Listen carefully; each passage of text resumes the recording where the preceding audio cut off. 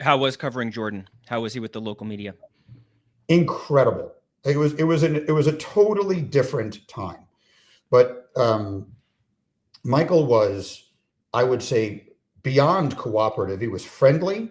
He was fun. He was into it. He liked it.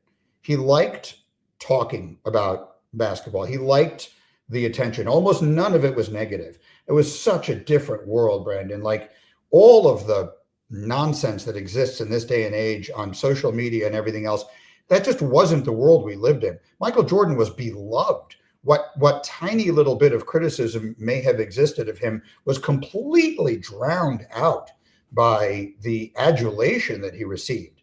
The relationships between the athletes and the people who cover them were so different then than they are now. And that's a perfect example of that. And I've often said, if Michael Jordan had come along 20 years later, if he had to live with, let's just use LeBron James, who we might say is sort of his heir apparent or whatever, however you want to frame that. And LeBron to me is the first immortal of the social media era. Michael would not have handled it well. I think that's a statement of fact. Michael would not have dealt with the nonsense well. That it would have eaten him alive because he focused, and this is legendary. Anyone who watched Last Dance and all that stuff has seen it. He could focus on just any one little tiny thing that he could turn into a slight, and it would drive him insane. It would drive him to scoring 50 points on a Tuesday night in February in New Jersey. I don't know how he would have handled this environment that we live in today. So it was so different then. So he was incredibly accommodating and fun and generally easy to deal with, particularly around those of us who were there every day that he knew and had some relationship with.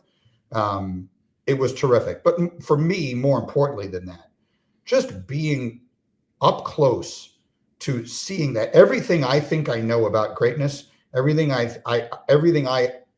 will always compare everything to that, to him, to what he was, to his mentality, to his unimaginable mental toughness, psychological strength. He was unbelievable. And so the experience of being around him, well beyond the enjoyable aspect of being able to cover it, I learned more from that. That was like going to graduate school. Like I went to college, and then Michael Jordan was my master's degree.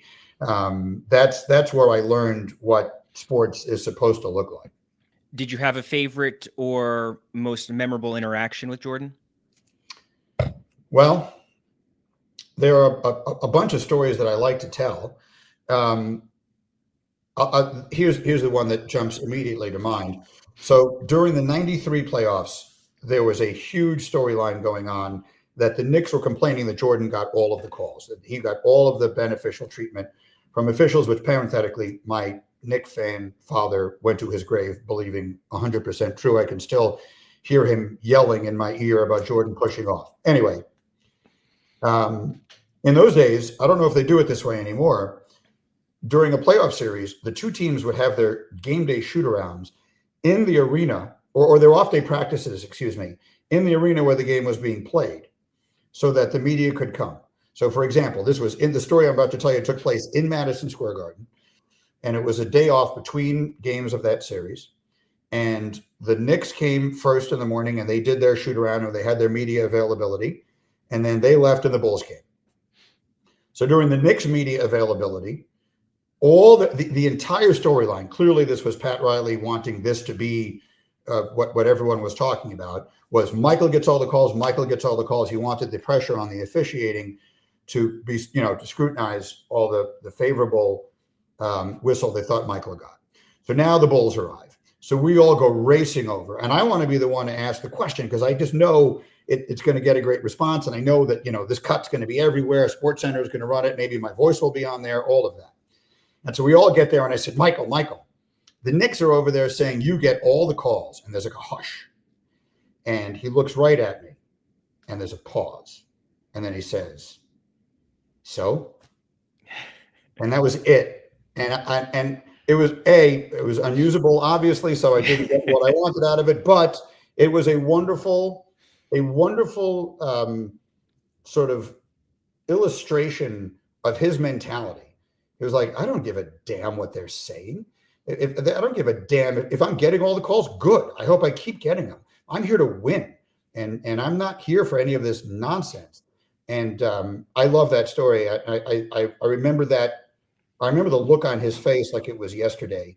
The other story I tell, if you have a minute, because it's a little longer, but I really love this story, is in the spring of 1994, Michael Jordan went to play baseball, and he was in Sarasota, Florida, which is where the White Sox had their spring training then. They've subsequently moved to Arizona, but they trained at Ed Smith Stadium in Sarasota, and my radio station sent me down there.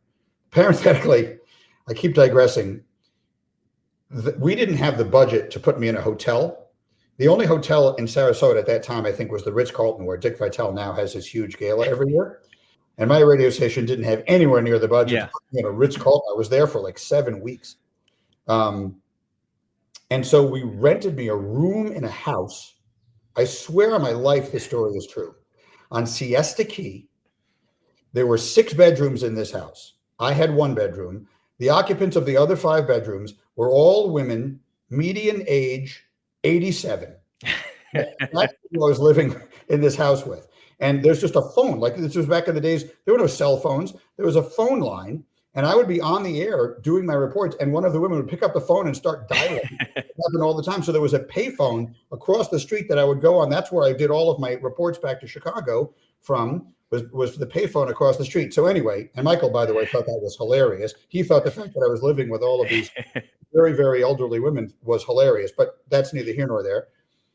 So, but what you might not know is that when Jordan first started playing baseball, there were a lot of people who thought it was a disgrace. This was where he really did get criticized. Sports Illustrated had a cover that said Michael Jordan and the White Sox are an embarrassment to baseball. And there was a lot of criticism. And he started out terribly. I want to say he was 0 for his first like 15 or 16 or something like that, hitless. And I'm, in a rented car driving up and down the west coast of Florida covering his games. And one night in a tiny little ballpark, it had rained that day, and I think no one thought the game was going to get played. So there were 3 reporters in the press box. It was the Chicago Tribune, the Chicago Sun-Times, and me. And Jordan plays in this game, and he gets fooled on a pitch, and he swings out of his shoes, and he hits a little dribbler up the third base line, and he beats it out for a single. So he's finally gotten a hit. So the game ends. The 3 of us go down to the locker room, and he is in there in the clubhouse, and they are pouring beer on him. That baseball celebration, they're all dumping beer on him. And he's standing there, cigar in his hand, unlit, stripped to the waist, baseball pants, no shirt on, bat over his shoulder. And we ask him a couple of questions, and then we leave. We're walking out the door to go do our stories. And for some reason, I turned back and looked at him again before I left. And I'll never forget it. He was sitting on this bench in this tiny little clubhouse, smaller than the locker room at my high school, and covered in cheap beer with a cigar and the baseball bat.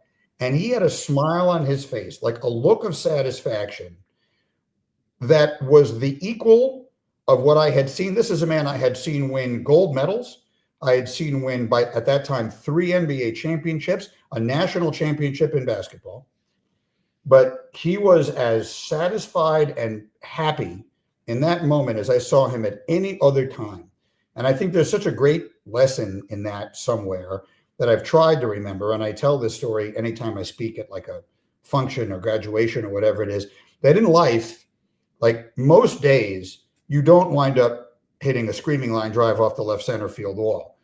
But every single day, there's going to be a little dribbler up the third base line that you beat out for a single. And if you will just look for those and celebrate them, your life will be better. And I love that story. And it's if you ask me sort of the image of Michael that is singed into my memory above all the championships and everything else, it was that night, wherever the hell we were in some little town in Florida. Why did you think Jordan retired the first time? I know that, look, a lot of different things happened. I have not, never have, do not in any way believe that it was orchestrated by the league because of gambling or any of that. If that's the first part, if that's what you're asking me, I've never believed that. There's no way in the world that that could have been kept a secret.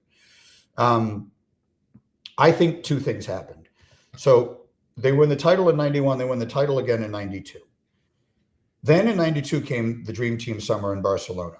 Michael did not want to be a part of it. If anyone who's old enough to remember that will recall, Michael did not want to go. He was burned out. He was exhausted from winning the back-to-back championships. But between the NBA, which was sending, our guy, the players for the first time, and Nike, there was so much pressure on Go that he goes. So that's his summer. He spends it in Barcelona. And as stress-free as winning the gold medal was for that group, it was still, that was like, they were the Beatles. It was not a relaxing summer.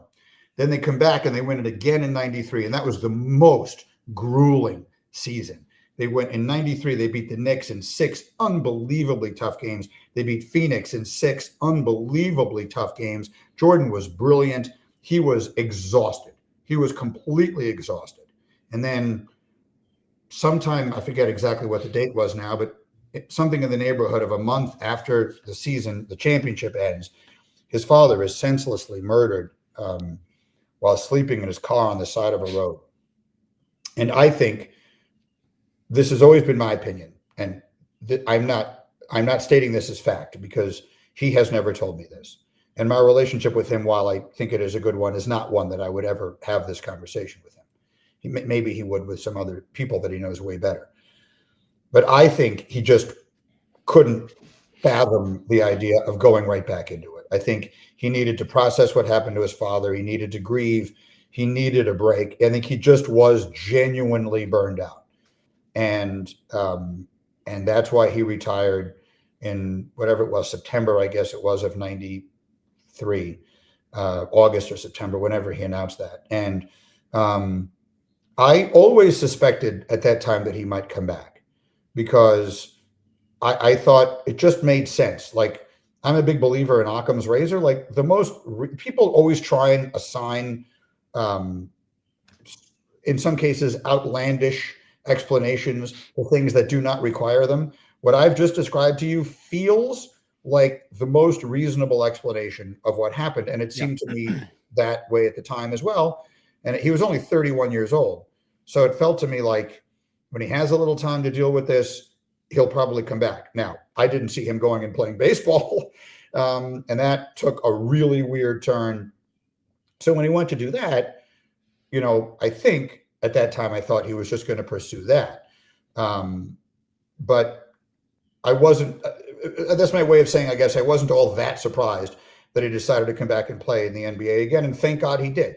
And they won 3 more titles. And if you look back on it, and I continue to say this because I think it is important, in the years that ended in 96, 97, and 98, when Jordan, I think, was 33, 34, and 35 years old, he played 82, 82, and 82 regular season games and won the championship every year. And that was when he went from being a meteor to being the greatest of all time. And